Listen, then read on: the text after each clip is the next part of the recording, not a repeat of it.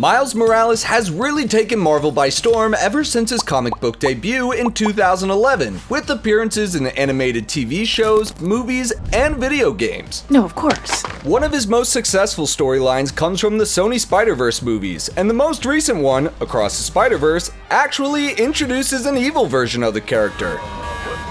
What if I told you though that this isn't the first time this concept was used in Marvel? Let's go down this web-headed rabbit hole and get down to business.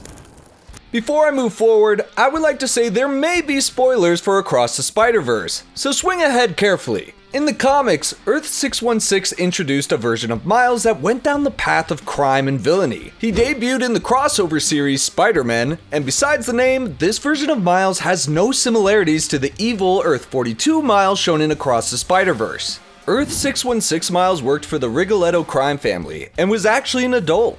Another interesting thing to note is that he wasn't portrayed as Afro-Puerto Rican, which also adds to the differences between him and Earth-42 Miles. A crazy thing about this comic book version of Miles is that while in prison, he ended up becoming friends with Wilson Fisk, aka the Kingpin, aka one of Spider-Man's biggest villains?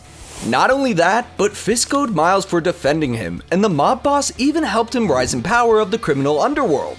Did I also forget to mention that when Miles wanted to retire from crime to be with his girlfriend, Fisk gave him a peaceful path to obtain that goal? How's business? I still can't wrap my head around a Spider-Man character being in ties with Kingpin, but I guess if this variant of Miles is a criminal mastermind, it makes sense. Sadly, Miles' girlfriend, Barbara Sanchez, died on Earth-616, which ultimately led him back to the world of crime.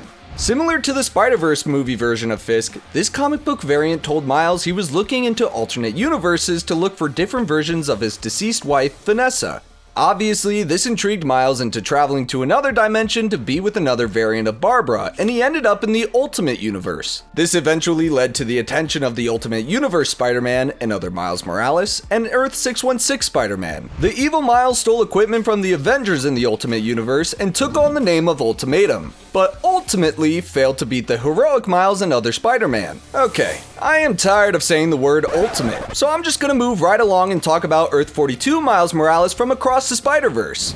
Earth-42 Miles Morales was the ultimate, there goes that word again. He was the major plot twist for the ending of Across the Spider-Verse. After Earth-1610 Miles Morales, the protagonist, thought he traveled back to his original dimension, he ends up realizing he is in the wrong one after telling his mom his secret identity and running into his Uncle Aaron, who was shot right in front of him back in the first Spider-Verse movie. This Uncle Aaron knows this isn't his Miles and takes him hostage back to his place. Miles assumes that Uncle Aaron is the Prowler in this universe, but spoiler alert, he's not. The movie ends with the shocking reveal that Earth-42 Miles Morales is the Prowler of that dimension, and our main protagonist Miles Morales couldn't believe it, as I assume most of us fans didn't either.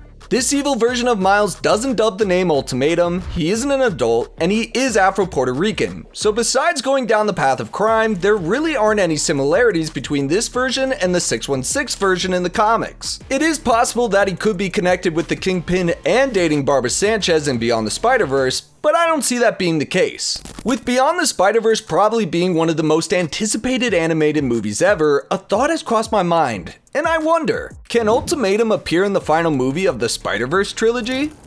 As hopeful as I would like to be about seeing a third Miles Morales in Beyond the Spider-Verse, it doesn't seem very likely that it will happen, and I'll tell you why. Right now, Miles Morales and his motley crew of fellow webheads have two major villains to go up against, the Spot and Earth-42 Miles Morales. Now, this is already tricky because it seems as though Prowler Miles will just be a setback from the main villain, the Spot, but it is possible that Prowler Miles will make protagonist Miles struggle quite a bit. Say that protagonist Miles defeats his evil self and has to make his way back to his home dimension to beat the Spot. I don't think it would be wise to throw in another villain that happens to be a Miles variant. If it were a brief cameo of some sort, maybe, but that might be too much for the story.